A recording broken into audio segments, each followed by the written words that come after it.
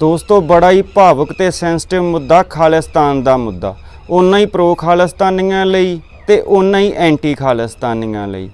दोवें धिरां कोले आपो अपणियां दलीलां पक्ष ते विरोध करन दे लई। काफ़ी समय तो दोवें धिरां दे विचाले एक डैडलॉक दी स्थिति आ। वैसे विरोध तां आपस च बड़े चिर दा ਚੱਲਿਆ आउंदा ते कदे विचार तां होइयो ही नहीं। ਜਦੋਂ भी बोली आ दोहें पासिओ बंदूक ही बोली आ। पर हुण आपां थोड़े चिर तो नोटिस करते आ रहे हैं भी ये धिरां एक दूजे नूं सोशल मीडिया ते किवें रज के जलील करदियां। इस मुद्दे दा स्केल इन्ना वड्डा कि सारे पक्ष तां आपां छो ही नहीं सकदे ते ये वैसे प्लेटफॉर्म भी सही नहीं, क्योंकि 10-12 मिनट की वीडियो च ना तो आपां किसी नूं आपदी विचारधारा समझा सकते हैं ते ना ही आपदी उस स्टेट दे फंक्शन करन दा तरीका। इस करके आपां स्पॉटलाइट एक ही चीज़ ते रखांगे जिहड़ी गल नाल एंटी खालिस्तानी प्रो खालिस्तानियां नूं एम्बैरस करदे आ भी जिहड़ी तुहाडी ये नवीं फ्री स्टेट होनी आ ये एक लैंडलॉक कंट्री होऊगी। मतलब कि इहनूं कोई समुंदर नहीं लगदा, तुहाडे कोले तां आपदा नमक भी है नहीं, कल्ले कणक झोने आसरे थोड़ी कंट्री ते इकोनमी सरवाइव किवें करूगी। मेजोरिटी बंदियां दा खालिस्तान नाल इमोशनल रिश्ता। ये खालिस्तान दे थिंक टैंक नहीं हैगे भी थोड़ियां टीचरां दा लॉजिकली जवाब देण। जिहड़ी कौम ने आपदा राज भाग इंजॉय कीता हुंदा उस कौम दे लोकां दे कॉन्शियस जां सबकॉन्शियस माइंड चों तुसीं उस लिबर्टी उस स्टेटहुड दी भावना नूं माइनस नहीं कर सकदे। ये साडे फुट सोल्जर आ। किसी भी कौम कोले जरनैल लीडर फिलोसफर बहुत थोड़ी गिनती च हुंदे आ ते मेजोरिटी हुंदे आ फुट सोल्जर्स। ते साडे इन्हां फुट सोल्जर्स दा रोल ही बस इन्ना खालिस्तान जिंदाबाद कहण दा। फुट सोल्जर्स दी तुहानूं एक एग्जांपल दिन्ना। जदों पाकिस्तान दी मंग ने जोर फड़िया ते मुहम्मद अली जिन्नाह जगह जगह पहुँच के लोकां नूं समझा के तकरीरां दे के उन्हां लोकां नूं इस पाकिस्तान दे इंजन पिछे लामबंद कर रहा सी। एक वारी वो पठाणा दे कबायली इलाके च गया ते भाषण देण लग्या। हुण पाकिस्तान दी मंग एक वड्डी मंग सी, इस करके जिन्नाह नूं उस समय दा मीडिया भी थां थां फॉलो करदा सी ते उन्हां ने देखिया भी जिन्नाह दे भाषण च थोड़े थोड़े चिर मगरों पठाण ताड़ियां नाल आसमान गूंजण ला दिंदे आ। तां पत्रकारां ने उन्हां नूं बड़ी हैरानी नाल पुछया भी देखो जिन्नाह नूं पश्तो नहीं आउंदी, तुहानूं उर्दू नहीं आउंदी, जदों तुहानूं उहदी समझ ही नहीं आ रही तुसीं ताड़ियां किहड़ी गल तों मारदे आ। तां उन्हां ने कहा भी सानूं समझ बेशक नहीं आ रही पर ये जो भी कह रहा सच कह रहा। ये हुंदा आपदे लीडर ते भरोसा। जिन्नाह किसी भी पासिओं मुसलमान नहीं सी, वो दारू भी पींदा ते सूर भी खांदा, पर वो क्वालीफाइड इनफ सी आपदी कौम दा पक्ष रखण लई। जिहड़ा काम जिन्नाह ने करता वो इस्लाम च कट्टड़ मौलवी नहीं कर सकते सी। साडी गलती यही रही भी असीं ये गल समझी नहीं। जदों महाराजा पटियाला भुपिंदर सिंह ने कहा भी अंग्रेज़ां नाल मेरी चंगी लोट आ, वो मेरी मनदे आ गल ते जदों टेबल ते डायलॉग लई बंदे जाने आ तां मैनूं भेजो, मैं तुहानूं कुछ ना कुछ लै दूँगा। पर उस समय दे मुखी सिख लीडर कहिंदे भी तूं तां शराबी ते जनानीबाज बंदा, तूं साडी अगवाई किवें कर सकदा। ते जदों वकीलां दे मुकाबले च आपां पाठी सिंह भेजना जिहदी पॉलिटिक्स प्राइमरी स्ट्रैंथ ही है नहीं, तां आही कुछ होना सी जिहड़ा होया। होर की आपां छुणछणा भालदे आ। हुण पहली गल तां इह आ भी बहुते खालिस्तानियां ते विरोधियां दे मन च जिहड़ा खालिस्तान दा नक्शा बनदा वो मौजूदा पंजाब दा बनदा। वो इलाका जिहड़ा मलोट तो 15 किलोमीटर अगे सीतो गुन्नो तो शुरू हुंदा ते खरड़ जाके मुक जांदा। ये वो इलाका जिहड़ा ट्रैडिशनली कदे भी सिख राज दा हिस्सा नहीं रहा। साडा खालिस्तान दा नक्शा महाराजा रणजीत सिंह दे लाहौर दरबार दा नक्शा, खालसा राज दा नक्शा। साडा जदों साडा मिशन इंडिया तो फ्री होण दा असी पहलां ही मन के चल रहे हैं भी असी दुनिया की एक वड्डी पावर इंडिया दियां गोडनियां लवा देनियां, तां पाकिस्तान वर्गे लंडू ते करजई मुल्क की की औकात साडे मूहरे अड़ जे। पाकिस्तान पहले ही मन च ये डर रखदा। जदों 90s च बेनजीर भुट्टो ने राजीव गांधी नाल चोटी दे सिख खाड़कुआं दीयां फाइल्स शेयर कीतियां ਤੇ ਇਸ ਲਹਿਰ ਦੇ ਖਾਤਮੇ 'ਚ ਇੱਕ ਮੇਜਰ ਰੋਲ ਅਦਾ ਕੀਤਾ ਤਾਂ ਪਾਕਿਸਤਾਨ ਦੀ ਪਾਰਲੀਮੈਂਟ 'ਚ ਉਹਦਾ ਵਿਰੋਧ ਹੋਇਆ ਇਸੇ ਸਵਾਲ ਤੇ। ਤਾਂ ਬੇਨਜ਼ੀਰ ਨੇ ਕਿਹਾ ਵੀ ਜੇ ਸਿੱਖ ਇੰਡੀਆ ਤੋਂ ਆਜ਼ਾਦ ਹੋ ਜਾਂਦੇ ਆ, ਖਾਲਿਸਤਾਨ ਲੈਣ 'ਚ ਕਾਮਯਾਬ ਹੋ ਜਾਂਦੇ ਆ, ਤਾਂ ਉਹ ਸਾਡੇ ਤੋਂ ਲਾਹੌਰ ਵੀ ਮੰਗਣਗੇ। ਨੋ ਡਾਊਟ ਲਾਹੌਰ ਸਾਡਾ, ਅਸੀਂ ਲਾਹੌਰ ਲਵਾਂਗੇ। ਆ ਜਿਹੜਾ ਇੰਡੀਆ ਦਾ ਪਾਸਾ, ਜਿਹੜਾ ਇਹ ਇਲਾਕਾ ਸਤਲੁਜ ਤੋਂ ਉਰਲੀਆਂ ਮਲਵਈ ਰਿਆਸਤਾਂ ਦਾ ਇਲਾਕਾ, ਇਹ ਤਾਂ ਅਸੀਂ ਬੋਨਸ ਵਜੋਂ ਲੈਣਾ। ਸਾਡਾ ਪ੍ਰਾਇਮਰੀ ਆਬਜੈਕਟਿਵ ਤਾਰਾਂ ਤੋਂ ਪਾਰ ਆ। ਇਸ ਇਲਾਕੇ ਦੀ ਜੀਓਗ੍ਰਾਫੀਕਲ ਪੋਜੀਸ਼ਨ ਐਸੀ ਆ ਕਿ ਇਹ ਸਾਰੀ ਦੁਨੀਆ ਦੇ ਇੰਟਰਸਟ ਦਾ ਸੈਂਟਰ ਆ। ਦੁਨੀਆ 'ਚ ਤਾਕਤ ਦੇ ਦੋ ਧੁਰੇ ਆ ਤੇ ਦੋਵੇਂ ਕਿਸੇ ਨਾ ਕਿਸੇ ਤਰੀਕੇ ਇੱਥੇ ਆਪਦੇ ਪੈਰ ਜਮਾਈ ਰੱਖਣ ਦੇ ਚਾਹਵਾਨ ਆ। ਵੈਸਟਰਨ ਵਰਲਡ ਨੂੰ ਤਾਂ ਇਸ ਇਲਾਕੇ ਦੀ ਪ੍ਰਾਈਮ ਪਾਵਰ ਆਪਦੇ ਪਾਲੇ 'ਚ ਚਾਹੀਦੀ ਆ to keep Russia and China in check, ਤੇ ਚਾਈਨਾ ਨੂੰ ਆਪਦੇ ਬੈਲਟ ਐਂਡ ਰੋਡ ਇਨੀਸ਼ੀਏਟਿਵ ਲਈ ਚਾਹੀਦੀ ਆ, ਗਵਾਦਰ ਪੋਰਟ ਤੋਂ ਸੀਮਲੈਸ ਬਿਜ਼ਨਸ ਲਈ ਚਾਹੀਦੀ ਆ। ਪਰ ਅਸੀਂ ਪਾਕਿਸਤਾਨ ਵਾਲੀ ਗਲਤੀ ਨਹੀਂ ਦੁਹਰਾਵਾਂਗੇ ਕਠਪੁਤਲੀ ਬਣਨ ਲਈ।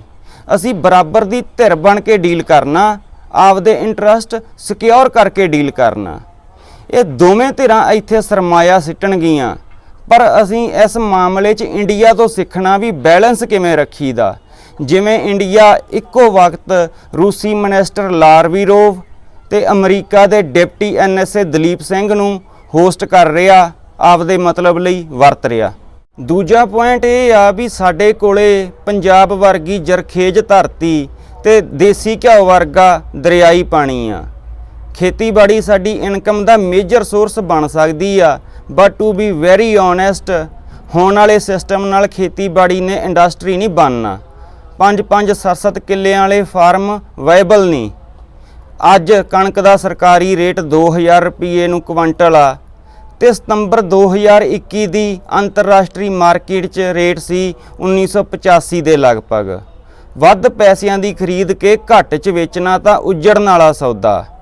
ਖੇਤੀਬਾੜੀ ਨੂੰ ਇੰਡਸਟਰੀ ਬਣਾਉਣ ਲਈ 5-5 10-10 ਹਜ਼ਾਰ ਏਕੜ ਦੇ ਫਾਰਮ ਚਾਹੀਦੇ ਆ। ਜ਼ਰੂਰੀ ਨਹੀਂ ਇਹ ਫਾਰਮ ਕੰਪਨੀਆਂ ਨੂੰ ਦੇਣੇ ਆ, ਇਹ ਕਮਿਊਨਿਟੀ ਫਾਰਮ ਵੀ ਹੋ ਸਕਦੇ ਆ। ਫਾਇਦਾ ਤਾਂ ਹੋਣਾ ਜੇ ਗਰੋ ਕਰਨ ਦੀ ਕੀਮਤ ਆ 1000 ਰੁਪਈਆ ਤੇ ਅੱਗੇ ਵੇਚਣੀ ਆਪਾਂ 2000 ਨੂੰ ਆ। ਇਹੀ ਸਿਸਟਮ ਫਲ ਫਰੂਟ ਤੇ ਸਬਜ਼ੀਆਂ ਤੇ ਲਾਗੂ ਹੋਣਾ, ਪਰ ਉਹ ਛੇਤੀ ਖਰਾਬ ਹੋਣ ਵਾਲੀ ਕ੍ਰੌਪ ਆ। ਸਟੋਰੇਜ, ਮਾਰਕੀਟ, ਟਰਾਂਸਪੋਰਟ ਦਾ ਸਿਸਟਮ ਆਪਾਂ ਇਜ਼ਰਾਈਲ ਤੋਂ ਸਿੱਖ ਸਕਦੇ ਆ। ਇਜ਼ਰਾਈਲ ਨੇ ਰੇਗਿਸਤਾਨ 'ਚ ਕਮਾਲ ਕਰਤੀ, ਸਾਡੇ ਕੋਲ ਦੀ ਧਰਤੀ ਤੇ ਮੌਸਮ ਦਾ ਤਾਂ ਮੁਕਾਬਲਾ ਹੀ ਕੋਈ ਨਹੀਂ। ਪਰ ਲੋਕਾਂ ਨੇ, ਮੁਲਕ ਨੇ ਤਰੱਕੀ ਖੇਤੀਬਾੜੀ ਨਾਲ ਨਹੀਂ, ਇੰਡਸਟਰੀ ਨਾਲ ਕਰਨੀ ਆ। ਤੇ ਇੰਡਸਟਰੀ ਲਿਆਉਣੀ ਵੀ ਕੋਈ ਔਖੀ ਗੱਲ ਨਹੀਂ। ਉਹਨਾਂ ਲਈ ਬਸ ਬਾਬੂਸ਼ਾਹੀ ਨੂੰ ਬਾਈਪਾਸ ਕਰਨਾ ਤੇ ਟੈਕਸ 'ਚ ਛੋਟਾਂ ਦੇਣੀਆਂ, ਇੰਡਸਟਰੀ ਤਾਂ ਭੱਜੀ ਆਊਗੀ। One belt one road initiative ਬਹੁਤ ਵੱਡਾ ਪਲੱਸ ਪੁਆਇੰਟ ਸਾਬਤ ਹੋਣਾ।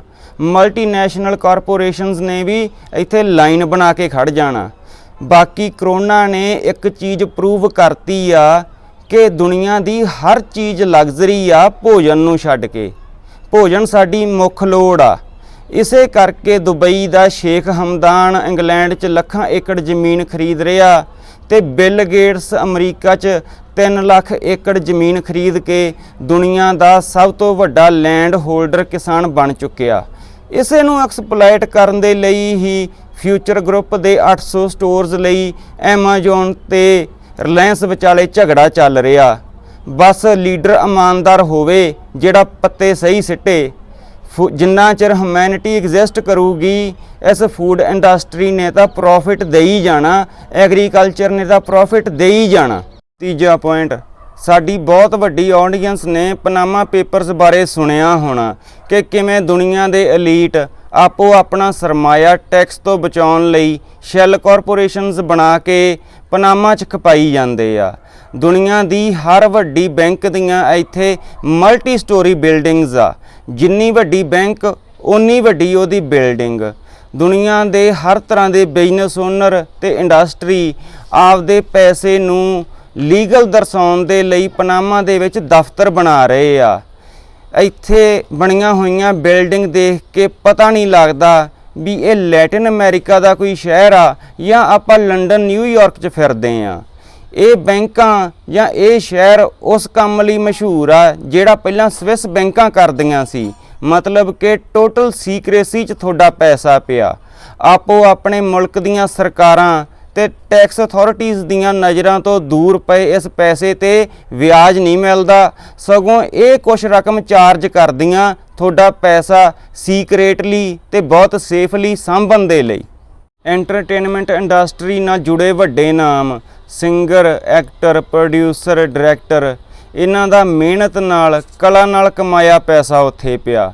ਬਿਜ਼ਨਸ ਟਾਈਕੂਨਸ, ਮਲਟੀਨੈਸ਼ਨਲ ਕਾਰਪੋਰੇਸ਼ਨਸ ਦਾ ਇਨਵੈਸਟਮੈਂਟ ਨਾਲ ਜਾਂ ਟੈਕਸ ਚੋਰੀ ਕਰਕੇ ਬਣਾਇਆ ਪੈਸਾ ਉੱਥੇ ਪਿਆ।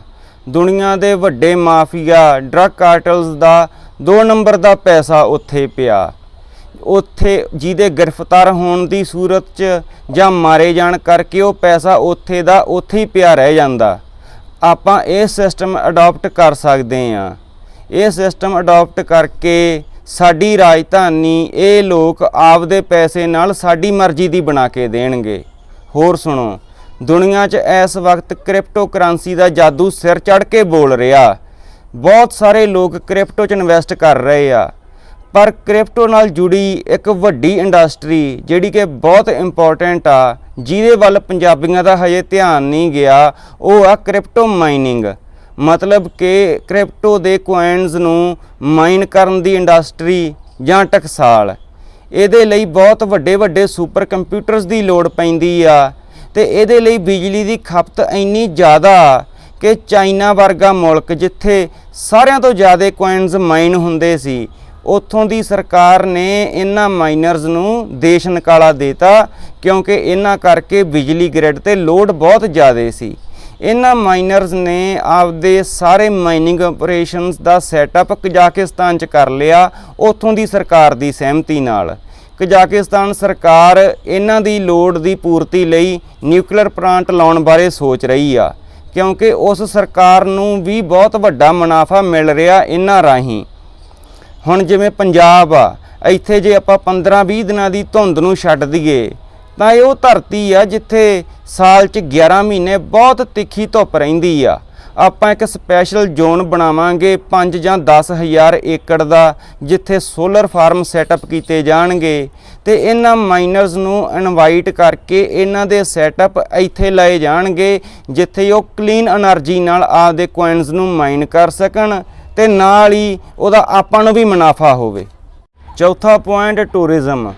ਯੂਰਪ ਦੇ ਐਮਸਟਰਡਮ 'ਚ ਜੇ ਇੱਥੋਂ ਦੀ ਚਰਸ ਨੂੰ ਪਿਛਲੇ ਕਈ ਦਹਾਕਿਆਂ ਤੋਂ ਟੌਪ ਵੀਟ ਦਾ ਅਵਾਰਡ ਮਿਲ ਰਿਹਾ ਤੇ ਉਸੇ ਮਲਾਨਾ ਕਰੀਮ ਨੂੰ ਮਾਰਕੀਟ ਕਰਕੇ ਆਪਾਂ ਕਸੌਲ ਨੂੰ ਇੱਥੋਂ ਦੇ ਆਪਦੇ ਐਮਸਟਰਡਮ ਵਜੋਂ ਡਿਵੈਲਪ ਕਰ ਸਕਦੇ ਹਾਂ। ਓਨੈਸਟਲੀ ਸਪੀਕਿੰਗ, ਪੰਜਾਬ ਦੇ ਵਿੱਚ ਹਿਸਟੋਰੀਕਲ ਪਲੇਸ ਤਾਂ ਆਪਾਂ ਛੱਡੀ ਕੋਈ ਨਹੀਂ, ਜੇ ਕੋਈ ਹੈਗੀ ਆ ਤਾਂ ਉਦੋਂ ਤੱਕ ਰਹਿਣੀ ਨਹੀਂ। ਧਾਰਮਿਕ ਟੂਰਿਜ਼ਮ ਨਾਲ ਗੋਰਿਆਂ ਦਾ ਲੈਣਾ ਦੇਣਾ ਕੁਛ ਨਹੀਂ। ਸੈਂਕੜੇ ਕਿਲੋਮੀਟਰ ਇੱਧਰ ਵੀ ਕਣਕ ਝੋਨਾ ਤੇ ਸੈਂਕੜੇ ਕਿਲੋਮੀਟਰ ਉੱਧਰ ਵੀ, ਹੋਰ ਕੁਛ ਤਾਂ ਦੇਖਣ ਨੂੰ ਹੈ ਨਹੀਂ। ਹਾਂ, ਪੰਜਾਬ ਦੇ ਜਮਾਂ ਵਿਚਾਲੇ ਅਮਰੀਕਾ ਦੇ ਲਾਸ ਵੇਗਸ ਵਰਗਾ ਇੱਕ ਕਸੀਨੋ ਸਿਟੀ ਵਸਾਇਆ ਜਾ ਸਕਦਾ, ਪਰ ਇਹਨਾਂ ਚੀਜ਼ਾਂ ਦੇ ਲਈ ਸੱਭਿਆਚਾਰ ਬਚਾਉਣ ਵਾਲੇ ਗਰੋਹ ਨੂੰ ਨੱਥ ਪਾਉਣੀ ਪੈਣੀ ਆ। ਇਹਦੇ ਲਈ ਦੁਬਈ ਇੱਕ ਬਹੁਤ ਵੱਡੀ ਉਦਾਹਰਣ ਆ ਕਿ ਉਹਨਾਂ ਨੇ ਕਿਵੇਂ ਚੀਜ਼ਾਂ ਹੈਂਡਲ ਕੀਤੀਆਂ। ਦੁਬਈ 3 ਤਰ੍ਹਾਂ ਦੀ ਆ। ਇੱਕ ਤਾਂ ਦੁਬਈ ਉਹ ਆ ਅਰਬਾਂ ਦੀ, ਉੱਥੋਂ ਦੇ ਨੇਟਿਵ ਲੋਕਾਂ ਦੀ, ਇੱਕ ਕੰਜ਼ਰਵੇਟਿਵ ਤੇ ਟ੍ਰੈਡੀਸ਼ਨਲ ਸੁਸਾਇਟੀ। ਦੂਜੀ ਦੁਬਈ ਆ ਮਾਈਗ੍ਰੈਂਟ ਲੇਬਰਸ ਦੀ, ਸਿੱਧੇ ਜਿਹੇ ਸ਼ਬਦਾਂ 'ਚ ਗਾਰੇ ਵਾਲੇ ਬੱਠਲ ਚੱਕਣ ਵਾਲਿਆਂ ਦੀ। ਤੇ ਤੀਜੀ ਦੁਬਈ ਆ ਟੂਰਿਸਟ ਦੀ ਦੁਬਈ, ਜਿੱਥੇ ਸਾਰਾ ਕੁਝ ਮਿਲਦਾ, ਸਾਰਾ ਕੁਝ ਖੁੱਲ੍ਹਾ, ਕਿਸੇ ਤੇ ਕੋਈ ਰੋਕ ਟੋਕ ਨਹੀਂ। ਬਾਕੀ ਜੇ ਤੁਹਾਡੀ ਗਲਾਰੀ ਹਜੇ ਵੀ ਸਮੁੰਦਰ ਤੇ ਅੜੀ ਵੀ ਆ ਤਾਂ ਜਿਵੇਂ ਸੁਪਰ ਪਾਵਰ ਇੰਡੀਆ ਤੋਂ ਇੱਧਰਲਾ ਪਾਸਾ ਖਾਲੀ ਕਰਾ ਲਿਆ, ਪਾਕਿਸਤਾਨ ਵਰਗੀ ਪਰਮਾਣੂ ਤਾਕਤ ਤੋਂ ਉੱਧਰਲਾ ਖਾਲੀ ਕਰਾ ਲਿਆ, ਤਾਂ ਸਾਲਾ ਸਮੁੰਦਰ ਕਿਹੜਾ ਵੀਰਿਆ ਆਪਣੇ ਤੋਂ। ਲੋਹੇ ਦੇ ਘੋੜਿਆਂ ਦੇ ਮੂੰਹ ਗੁਜਰਾਤ ਨਹੀਂ ਕਰ ਲਾਂਗੇ ਤੇ ਸਮੁੰਦਰ ਵੀ ਲੈ ਲਾਂਗੇ। ਦੋਸਤੋ, ਨਾ ਤਾਂ ਆਪਾਂ ਕਿਸੇ ਦੇ ਹੱਕ 'ਚ ਆ, ਨਾ ਹੀ ਵਿਰੋਧ 'ਚ, ਨਾ ਤਾਂ ਆਪਾਂ ਇੱਥੇ ਕਿਸੇ ਨੂੰ ਭੜਕਾ ਰਹੇ ਆ ਤੇ ਨਾ ਹੀ ਕਿਸੇ ਦੇ ਕਿਸੇ ਤਰ੍ਹਾਂ ਦੀ ਉਂਗਲ ਲਾਈ ਆ। ਠੀਕ ਆ, ਇਹ ਮਸਲਾ ਕਾਫੀ ਚਿਰ ਦਾ ਉੱਠਦਾ ਆ ਰਿਹਾ ਤੇ ਬੜੇ ਇਲੌਜੀਕਲ ਜੇ ਸਵਾਲ ਦਾ ਵੀ ਲੋਕਾਂ ਕੋਲੇ ਜਵਾਬ ਨਹੀਂ ਹੁੰਦਾ, ਤੇ ਜਿਹੜੀ ਉਹਨਾਂ ਦੀ ਭਾਵਨਾ ਅਸੀਂ ਉਹਨੂੰ ਸ਼ਬਦ ਦੇਣ ਦੀ ਕੋਸ਼ਿਸ਼ ਕੀਤੀ ਆ। ਜੇਕਰ ਤੁਹਾਨੂੰ ਇਹ ਵੀਡੀਓ ਚੰਗੀ ਲੱਗੀ ਤਾਂ ਇਹਨੂੰ ਸ਼ੇਅਰ ਕਰ ਦਿਓ ਤੇ ਸਾਡਾ ਚੈਨਲ ਜਰੂਰ ਸਬਸਕ੍ਰਾਈਬ ਕਰਿਓ। ਧੰਨਵਾਦ।